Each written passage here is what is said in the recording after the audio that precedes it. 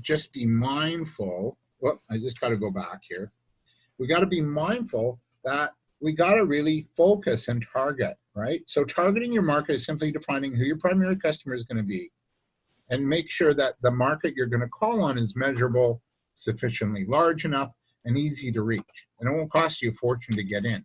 And that what you're doing, there is definitely a need. You're filling a need, and you're solving solutions and problems for your clients. So it's really important. You can't do business with everyone. It's just, it's almost impossible. So welcome, Sue. Nice to see you back. So let's just move on here. So the key is in business, like if we want to really kind of get real on our niche and know who we're going to call on, it's really vital for you to know your value too. So yes, it's important to know your customer, but you also have to know your value. And I'm going to walk you through an exercise on developing your value proposition.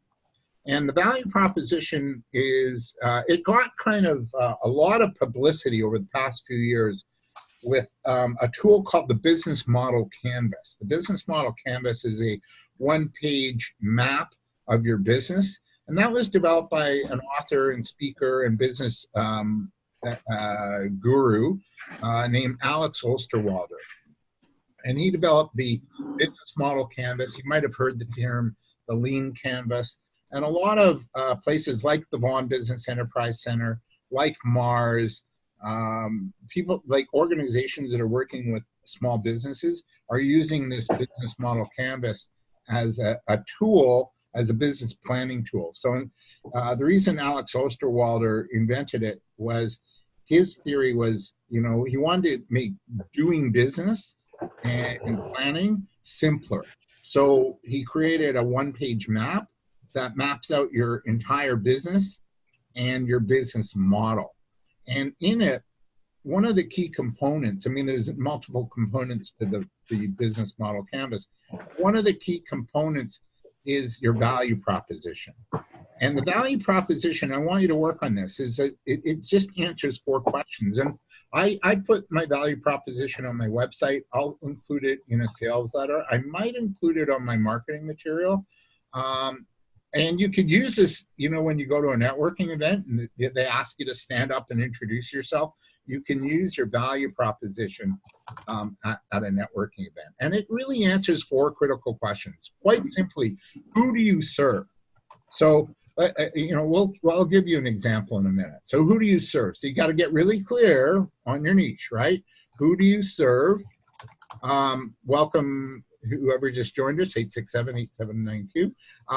Well, and so who do you serve? What's their big challenge? What have you developed to help them, like a service or a product? And what's the outcome to the client? So take a few moments to answer this. But before you do, I'll give you an example. So who do we serve? We serve busy working families. Their big challenge is they don't have the time, energy, or inclination to clear their snow in the winter months. So what we've developed is we're a full service snow removal company. And the outcome is we save our clients time, money, so that they can spend that on the things that matter most. And they have the comfort of knowing they can come in and out of their house safely and securely, right? With the snow being removed. So that would be a sample of a value proposition. So identify who is it that you serve, and just pick one group. If you do multiple clients, pick one. What's their big challenge? What have you developed to help them? And what's the outcome? So take a few minutes just to work on this, okay?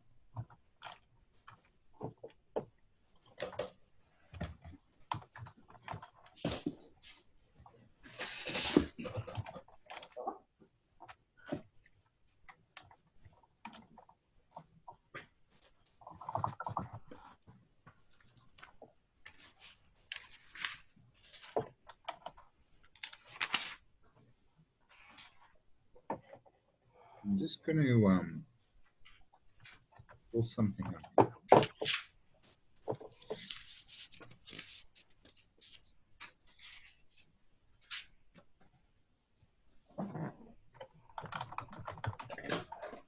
Just can't see all the questions. Yeah, I'm going to just post something up real quick.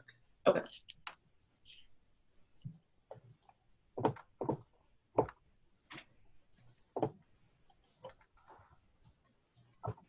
And I'm going to go back to the PowerPoint.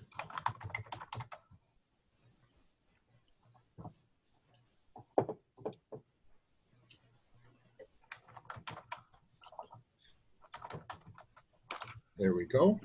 Perfect. Thank you.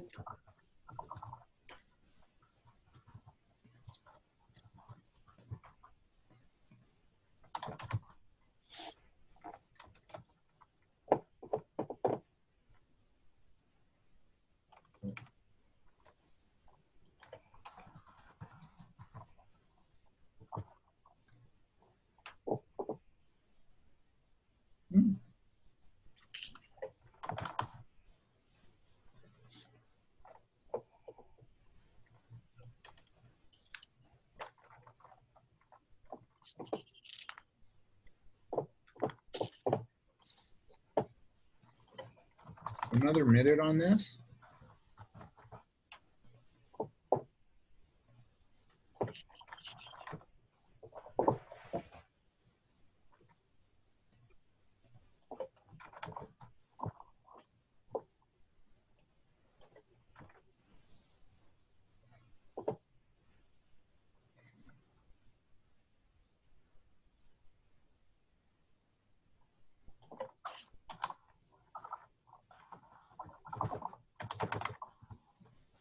And let's hear from one or two of you who'd like to just jump on in, open your mic up, and share your value proposition.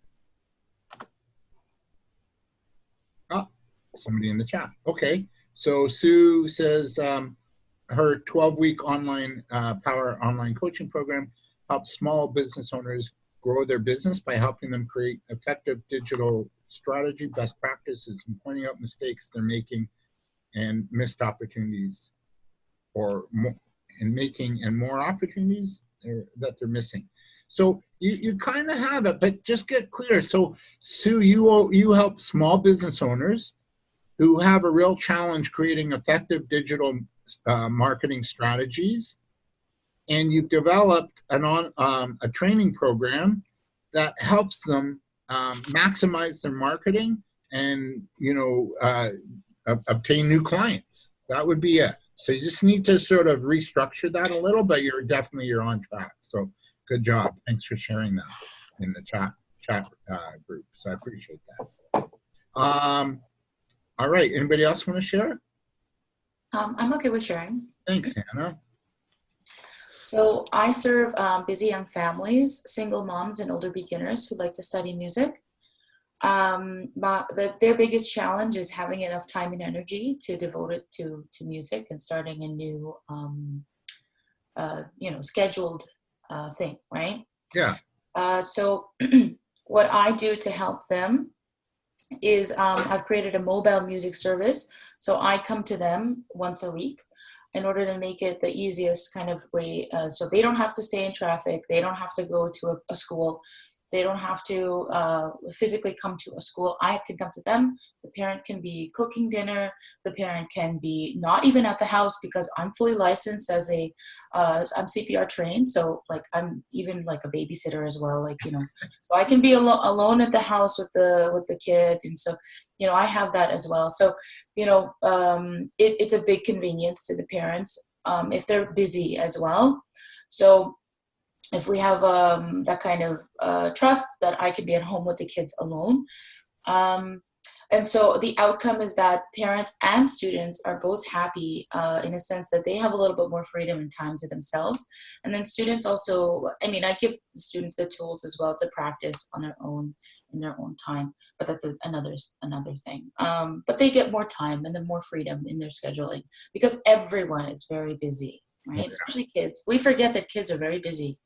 Yeah. Oh, yeah. And they're like scheduled to death. Yeah, exactly. That's the biggest thing. Kids are scheduled to death. Yeah. And yeah, so everybody benefits. Good. Excellent. Good work on that. Thank you. I'll just show you a video. I hope you can hear it. If you can't, just tell me, hey, I can't hear this. Okay.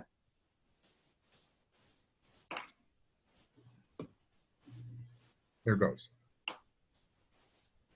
Let's look at the value proposition canvas, a tool that will help you design, test, build, and manage great customer value propositions. It's like a plugin to the business model canvas. The tool is based on two elements of your business model: the customer segment who you intend to create value for, and the value proposition which you believe will attract customers. With the value proposition canvas, you can map out both in more granularity and show the fit between what you offer and what customers want. The customer segment profile describes the characteristics of your customers in more detail. The profile is composed of the jobs your customers are trying to get done in their work and in their lives, the related pains outlining the negative aspects they hate and would like to avoid, and third, the gains describing the positive outcomes and benefits which your customers would love to have. Now let's look at the profile in more detail. Jobs describe an important issue your customers are trying to solve in their work or in their lives. It could be the tasks they're trying to perform and complete, the problems they're trying to solve, or the needs they are trying to satisfy. Then jobs can have a functional, social, or emotional intent. Some jobs will be crucial to the customers, others will be trivial. The second aspect here are the pains describing anything that annoys your customers before, during, and after getting a job done. This could be undesired costs and situations, negative emotions, or risks. And again, some customer pains will be severe, others light. And the third aspect of the profile are the gains describing the outcomes and benefits the customers require, expect, desire, or would be surprised by. This includes things like functional utility, social gains, positive emotions, and cost savings. Again, some outcomes and benefits will be more relevant to customers than others. These three elements of the profile describe the customer characteristics that you can observe in the market. Now let's look at the value proposition map, describing the features of your value proposition, which you are designing to address your customers' most important jobs, pains, and gains. The map is composed of the products and services your value proposition is built around, the pain relievers outlining how your products and services alleviate customer pains, and third, the gain creators describing the positive outcomes and benefits your products and services create for your customers. Now let's look at the map in more detail. First, the products and services simply outline the bundle of products and services that you're offering customers to help them get a functional, social, or emotional job done and to address their pains and gains. Now, second aspect here, the pain relievers make explicit how your products and services will alleviate specific customer pains before, while, and after the customer is trying to get a job done. They show which of all the customer pains your value proposition is addressing by eliminating or reducing them. And the next aspect here are the gain creators. They make explicit how your products and services create customer gains. They show which of all the customer gains your value proposition is addressing by creating benefits and outcomes. Now you have achieved a so-called problem-solution fit when the features of your value proposition perfectly match the characteristics of your customer segment profile. When the market validates this match and your value proposition gets traction with real customers, you have achieved a so-called product market fit. But don't forget, successful businesses have more than just a great value proposition. They have a great business model that makes a customer value proposition possible. Now, do you have what it takes to design great business models and value propositions with pain relievers and gain creators that match real customer jobs, pains, and gains? Class dismissed. All right. Let's look at the value proposition canvas. So that was Alex Osterwalder, by the way. And that map, that business model canvas, that's the map. And I'm just going to stop share. I'm going to share something else. And so this is it's very kind of cool way to design your business. I'm just hoping this works. Yeah, there it is. So there's your business model. And so I really like the value proposition because, as I said, I use it in a networking event. I'll use it on my website. I'll use it in marketing material because it's identifying my customer segment, their pains and gains, right? And I want to say, hey, are you challenged by this? If you are, we have a solution or an idea that might really help you. That's going to get the ear of your customer, especially in sales, right? Or in a marketing conversation. So it's really important to know what's going on, as we alluded to at the start of today's session, what's going on in your customers' segment's life and or business, what their challenges are, what their issues are, what their pain is, and then you come in with an idea, a solution to solve that, and then you share it, right? And then you say, and we'll solve that, and then here's the gain. Here's what you're going to get from it. You're going to have freedom. You're going to have more time. You're going to be able to trust us with your kids. We're certified CPR. We can actually kind of take care of them. We watch that clock for you, right? So this is a very critical part of the business model canvas. So the business model canvas, as I said, it's a new alternative to a business plan, and it has you list your key partners, your key resources, your costs, your revenue streams, the channels that you're going to communicate, the customer relationship that you want, and a few other critical pieces. And that guy you just heard, that's actually Alex Osterwalder himself. And I just think, I really like what he's doing, truthfully. I think he's doing some great work. All right, just got to keep this really sucks now. a mic down. Someone's mic is on. I try and leave around 6:30. I think that might be you. But I probably get up then if I leave at 6:30, like 6:15. Yeah, it was. Okay. So, can I have you just open your mics, or you want to type. We're going to just do a little case study just to reinforce this notion of customer segments and how you have to almost like target your messaging, target your marketing, target your advertising, direct to speak to that customer. So a little case study. So let's say we're out of our business and we now own a tire store. Woohoo! If you're feeling flat, this will pick you up.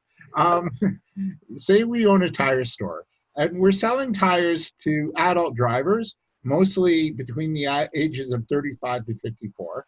But what you do is you discover that within this group, they have different needs around your services and products. So how would you communicate to the following market? Okay, how would you communicate to the following markets? So I didn't mean to do that. Women who want safety, young men who love speed, seniors who want value, and young budget-conscious families. So I'm going to just forward to the next slide.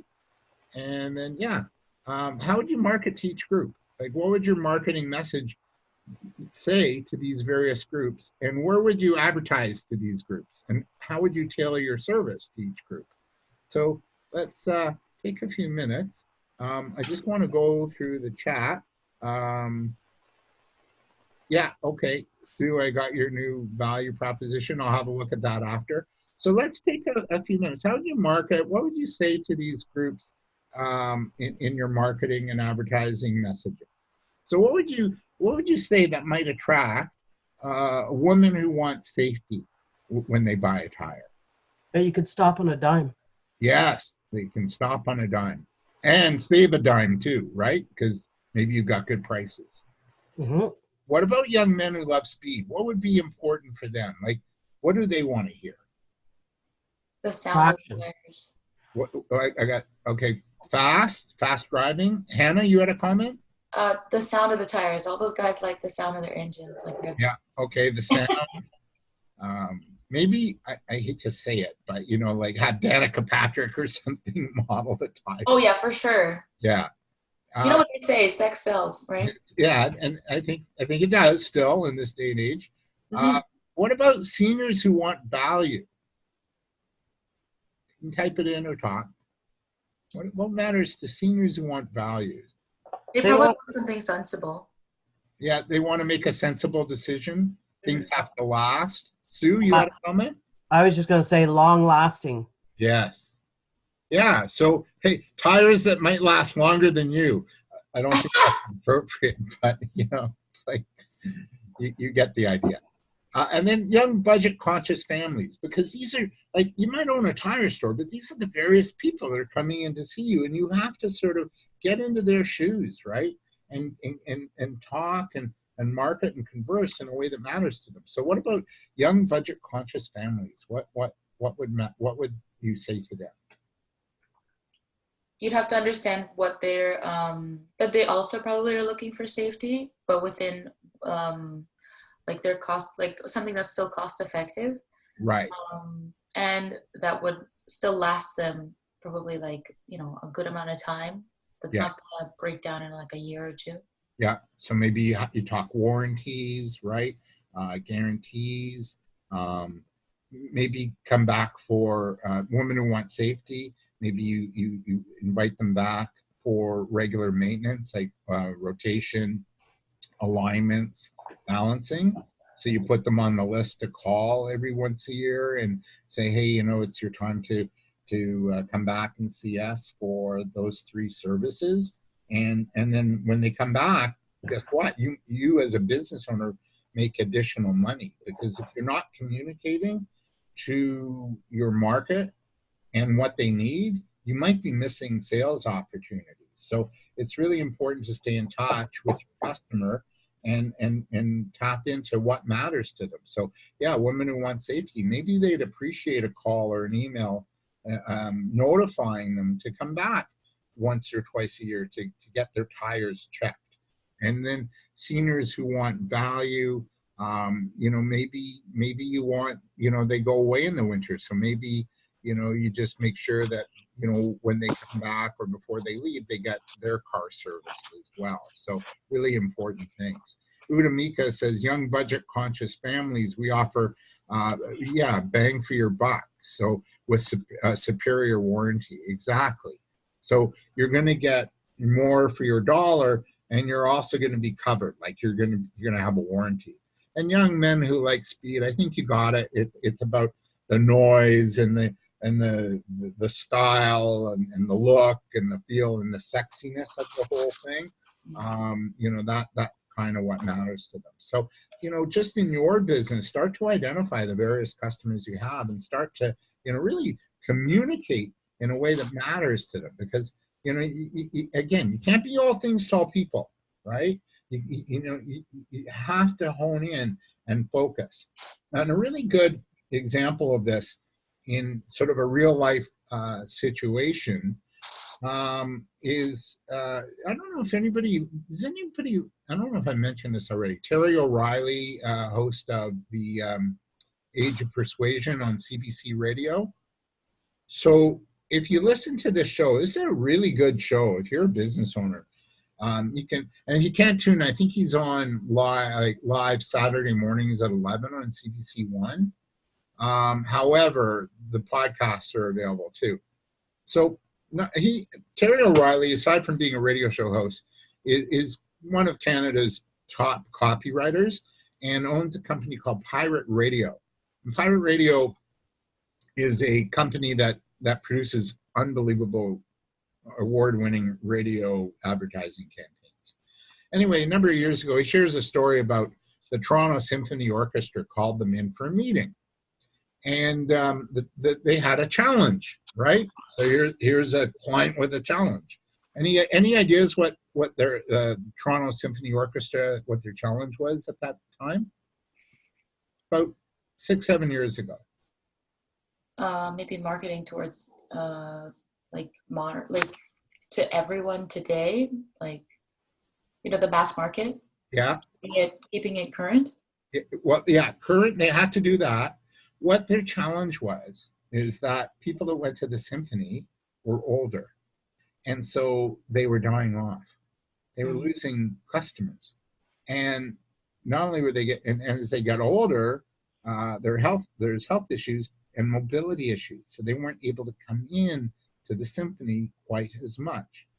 So they contracted and met with Terry O'Reilly Pirate Radio and said, we got a problem. This is what's happening with our market. They're getting older, they're dying off, or they're sick and they're not coming in. We need to go after a new market. We have to go after a younger market. So instead of coming up with an ad campaign, Terry O'Reilly's company did market research. And they talked to the market down. So what's the next market below a senior? What's that? What's that? Boomer, right. So they started to interview boomers to get their feelings and emotions and beliefs about the symphony. And what they found was they all liked it, but they remembered back to when they were kids, and going to the symphony for them was a bit of a chore, right? They had to dress up, and then they were worried, well, I'm going to fall asleep. I always, had a nap on my mom's shoulder. And they were afraid to go. They thought it was like, oh, we have to dress up. It's too much of a bother, right? And so they went back to the symphony and said, here's what we found. Here's what our research showed us. And this is why it's really important to do your market research, right? And to understand your customer. They said, this is what we found. We found, first of all, they're scared to go. They feel it's too much of a bother. They felt they had to dress up. They had to put on their, best outfit. And they just felt it was sort of out of touch for them, right? It wasn't doable, wasn't easy. And so the Symphony and Pirate Radio developed an ad campaign in September, October of that year. And they centered it around the Halloween theme of going to the Symphony doesn't have to be scary, right? And they bought airtime on what radio stations? You're talking to a boomer. So what are boomers listening to? Like rock channels. Yeah. Rock. I'm just thinking of like what my dad listens to. Yeah. So things like that. I can't remember but he'll listen to like ELO, that kind of stuff. So yeah. They just went to the ELO concert too. They loved it. Oh, cool. Oh, I wish I knew about it. I like that. I like their music. They loved it. My parents loved it. So they took out an ad campaign on Q107. And first of all, right then and there, you're not, if you're listening to Q107, you're not expecting an ad to pop up for the Toronto Symphony Orchestra, right? And so that catches your attention. And then the theme of, are you a boomer? Are you, is this you? You don't have to be afraid to come to the symphony, right? And they also bought, I think, airtime on, Boom 97.3. And so the campaign worked because it had humor. It spoke to the challenge of the boomer market. It addressed it in a funny way. So it broke the barrier and it broke the ice. And it got response.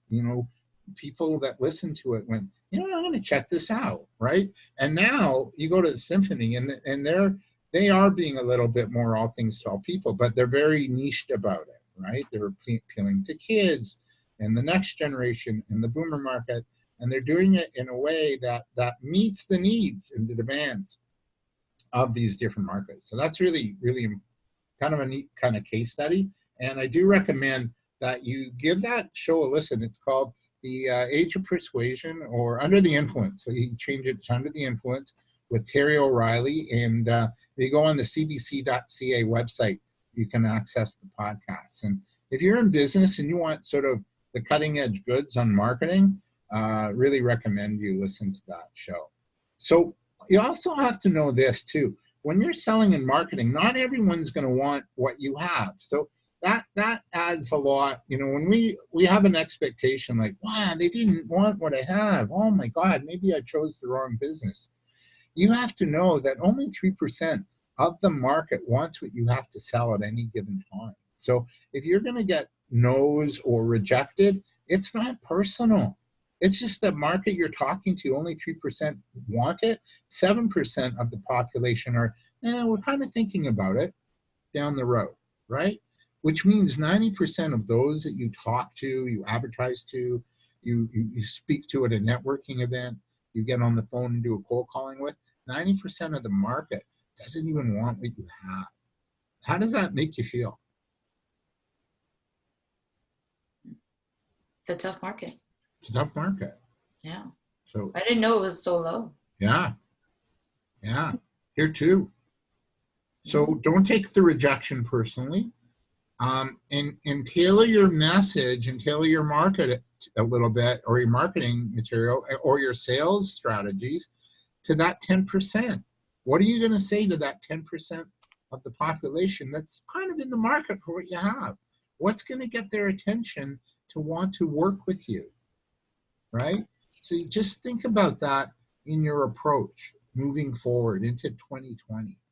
You know, what is it that you're going to say that's going to speak to the people that are kind of like they're in the market or they're interested, right? So just, you need to sort of, again, tailor your message to suit what's going on in the marketplace. Really important. And don't get frustrated. Don't get frustrated when you hear no. And you know, have a backup plan to kind of stay in the client's life and ask permission. It's called permission marketing, to stay in their world, right? Hey, can we call you once in a while? Can we send you our newsletter by email? Can we communicate with you somehow? Because eventually you're going to want us, and I think you're going to be happy when you work with us or you meet us, right? And you know it. You know that you have happy clients now to back that up. So just stay in those 90%, stay in their world, but really focus your energy on the 3 and 7% that have a more pressing need. That's where you want to really stay. I always equate it, again, I'm going to go back to the car example. So, you know, when I teach this in a classroom, I ask, like, show of hands how many people are interested in a new car, right? And maybe 1, 2. So there's that, you know, 3 and 7% are interested. So if I stay in your world, right? But if I ask you, are you interested in a new car in the next 3 to 5 years? More hands go up. So if I stay in their world somehow, marketing to them, giving them a call, nurturing that relationship, when they're ready to buy, all I ask is, think of me, remember me, and come in for a test drive. We'll treat you really well. So I stay in that 90% world's life or business until such time that they're ready to buy, right?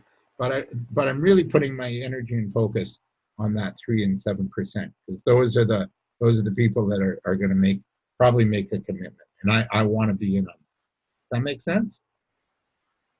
Any questions? So keep this in mind. We're bombarded by over 3,000 commercial messages a day.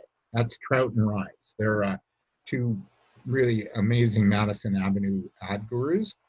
And we have 3,000 thoughts a day. Some say 50,000. I can't believe I have 50,000 thoughts. I'm not in this head.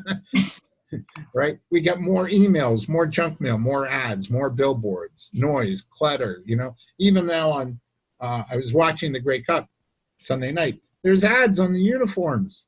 You know, it's like, it's crazy. So we got to be a little different and be a bit more strategic and think a little bit differently about how we're going to stand out. So again, when you're focused, when you have a segmented market, or you're focused on a niche, it's going to help you, it's going to help you focus. The more focused you are as far as who you're going to target, get more focused, in knowing about your customer, get more focused knowing how you help your customers. And then what happens is you have an impact. You then become a clear channel or a beacon of light when you're communicating to your customers, and they're going to see the value that you're bringing to them and to the target, right? So really important. I'm going to show one more video. I hope this works. I'm always, leery of technology. And this is funny. This is about 4 minutes. I'm warning you might laugh, and this is why you need to niche. And it's going to kind of almost wrap up our day today, but it's a good reminder. It's very funny. I want to talk to you about marketing. Okay. I'm not getting enough clients. I'm going broke. That sounds frustrating. Can you start by telling me what you do? I sell a supplement product called Amazing Green Juice. Got it. Amazing. Green juice. Would you like to join the company? Pardon? If you sign up as a distributor, you get a big discount on the prices. I understand, but This is not the usual MLM. This one is different. let's slow down for a minute. Okay. So you sell this product. To whom are you selling it? That's the best part. This can help anyone. So your perfect audience is? Everyone. There are almost 7 billion people in the world. It could help them all. I want to reach everyone. Would you like to sign up under me? There's a special. So, your target market is the whole planet. Yes. Okay. I think this may be your problem. Most businesses fail because they have no idea of who they are trying to reach. I know who I'm trying to reach. I'm trying to reach everyone. Right. And this is where things break down. When you try to be everything to everyone, you end up being nothing to everyone. You can't please everyone. After all, if your target market is everyone, then how can you know where to find them? Or how to word your marketing materials to them? Or where to advertise? Does this make sense? No. What? They are easy to find. They are everywhere. I can advertise anywhere. I thought you were broke. I am so broke. I can't even afford a pancake. I am hungry. Will you buy me a pancake? No. I will not buy you a pancake. I want a pancake. This is ridiculous. I will not buy you a... Well, I will not buy you a pancake. You can take the money you would have spent on the pancake and buy me a bottle of Amazing Green Juice. No. You could live on just Amazing Green Juice forever. No. It is alkalizing. No. It is 100% raw. No. It is certified organic. No. Please stop. It affects you and heals you on a cellular level. What does that even mean? Do you have any idea what it means? That is marketing fluff. It doesn't mean anything. It is also fully certified fair trade. And it is vegan. And gluten-free. And no trans fats. Why would there be trans fats in a green drink? There aren't. So, you're broke. Yes. And your target market is everyone. Yes. So you can advertising anywhere and everywhere. Yes. How will you afford that when you can't even afford to buy yourself a pancake? Oh. Do you see the problem? Yes. Thank you. I will do all of my marketing word of mouth and grassroots then. I will spend my time instead of my money. Do you have any idea how much time it would take you to reach 7 billion people? I don't care. I am on a mission. This is my life's purpose.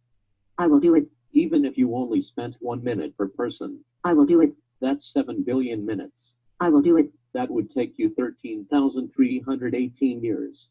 During which time you would still be broke because you would never sell anyone your product in 1 minute.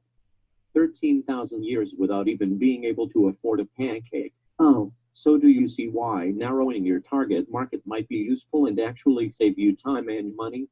By choosing one group to focus on, it will help you spend every penny and every minute on something that is much more likely to get you business. Okay. Good. You have realized that you need to focus your marketing on a narrower group than every human in existence who has ever lived. This is a good start. Next, we will talk about how to identify target markets that can work best for you. We will look at the difference between a good target market and a bad one.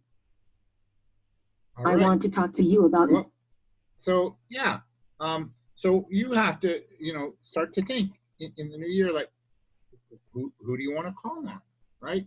And so, we talked about your ideal client profile. So develop that ideal client profile. Who do you like to work with? Is there a niche? Is there a segment? Is there an industry? Is there a type of customer that you really kind of groove with, right? And that's a really good starting point. Then you want to do a little bit of homework and research on them to really get to understand them and understand their needs and their challenges and their hopes, goals, dreams, and what they like, right? We had somebody comment in the chat during the video, and I went to check that chat message out. Unfortunately, it paused the video. So, yeah, Sue laughed. Good. It is. It's a cute little video. It's on YouTube, and it's called "Why You Need a Niche." So if you want to see it after, and it's done by my colleague Tad Hargrave, actually. So again, let your niche guide your marketing, right? Identify what your value is and be able to communicate it consistently, the value proposition. identify who your ideal client is, right? And be able to be systematic and consistent in communicating each month to that group. I like doing a few marketing techniques each month, you know, A, you know, ones that you can afford, B, that does it reach your client and target? Does it allow you to be creative? And does it get results? And again, if there's no results, even if you're doing like, you know, social media for free, and it's not getting results, you got to change either your messaging or your approach or your strategy. So, you know, even if it's free marketing and you're not getting results, what's the point, right? So I'd like to just share this sort of niche marketing map. So let's say your goal is to deal with busy women entrepreneurs, right? Or mompreneurs, for example. So if you want to connect with them, and by the way, studies show it takes like 9 to 12 contacts just to get in the door. So I had a meeting with a colleague on Monday, and she's saying, "Oh, are you kidding? It takes 19, up to 19." And she sold for Staples, so corporate sales for Staples. Anyway, you got to kind of connect to where your customers are, right? All right, Daniel, thanks, bud. Take care. We'll talk soon. Daniel says goodbye, and again, thank him for putting this on and hosting this and being a vendor partner in these past 3 weeks. So you got to connect to where your clients are. So let's say it is a busy mompreneur. Think like what groups or associations might they be hanging out in? Maybe they belong to the chamber. So you're going to maybe want to join the Chamber of Commerce and meet them there. What do they watch, read, listen to? Maybe they like the Toronto Star because it's kind of a family newspaper. What are some of their issues? Well, if you're busy, you know, entrepreneur mom, stress, caring for many people, time constraints. So now you have an idea of what's going on for your customer, and you might have something that's going to solve these issues, right? What do they like to do for leisure? Maybe they like to do yoga. So maybe you have to go to a yoga studio, right? And join yoga. And again, you're interfacing with them, you're meeting them and developing that business relationship with them. And then, you know, what channels can you reach them at? You know, maybe they're on social media, Pinterest, Instagram, Facebook, right? Maybe they like watching breakfast TV. Maybe you got to get yourself a little guest spot on breakfast TV. Or they belong to other women's networking groups. So again, you're meeting them, you're interfacing, they're getting to know you, you're building relationship, you're building trust, you're building and sharing your value proposition, right? Every step of the way. And then maybe you look at joint ventures. Who can I team up with that's talking to this group? So maybe it's alternative healthcare providers. Maybe they're doing a series for, you know, entrepreneurial women who are stressed out, a stress series. Maybe a chiropractic clinic. Maybe you can team up with them and they can drive their clients to you, right? Or big companies have wellness programs or lunch and learn, so you can go into a bigger company and you know, present or do a workshop or do a lunch and learn or train or teach. So these, like, when you identify who your market is, and then you identify, okay, where are they networking or going? Where do I need to maybe advertise or be seen in?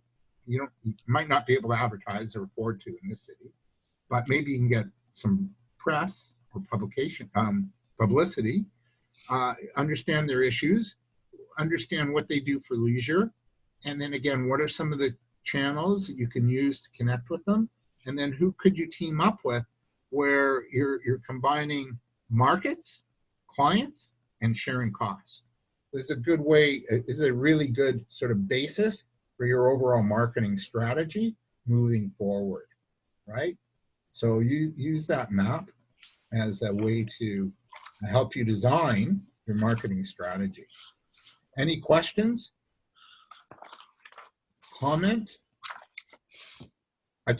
I'm just going to share one quick example of how this worked. Oh, we have a question in the chat, I think.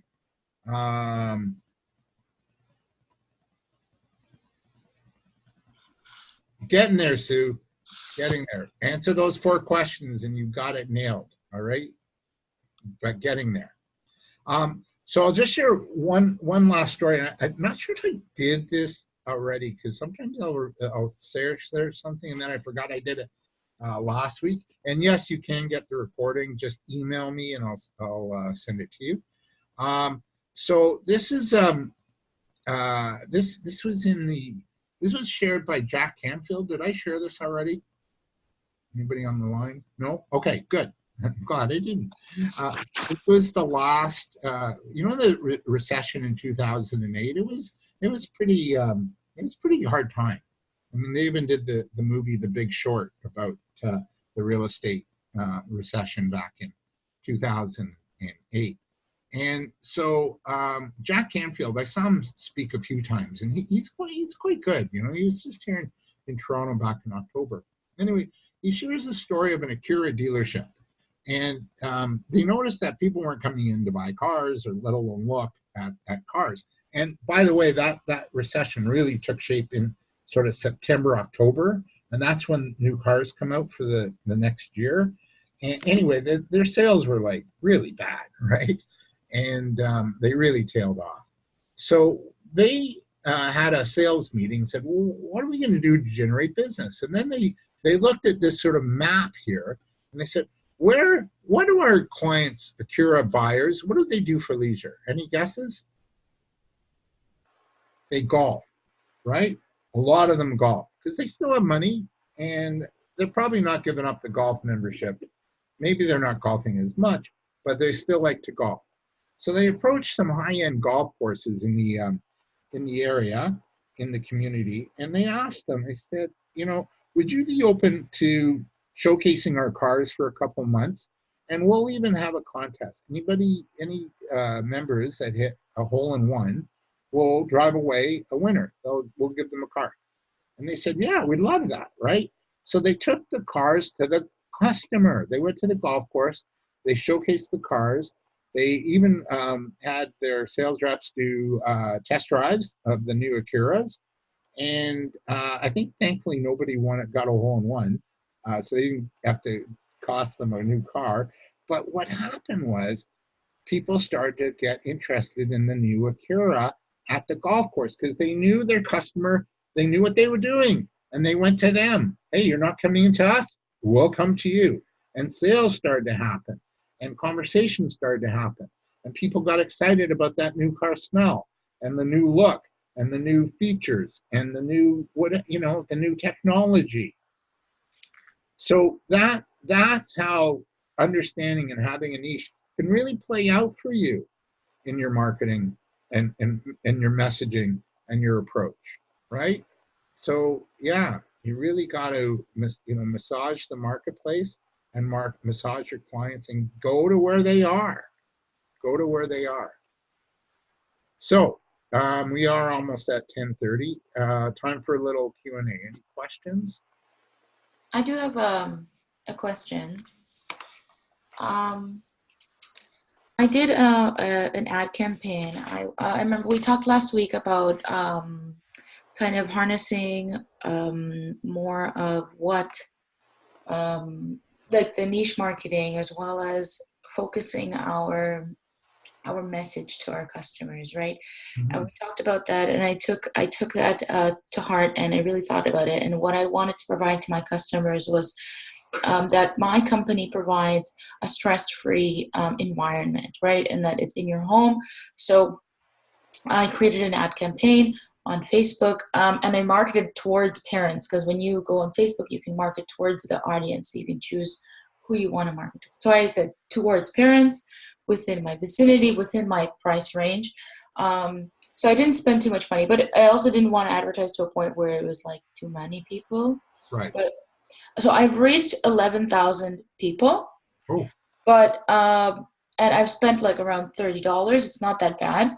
Within like about maybe 2 weeks.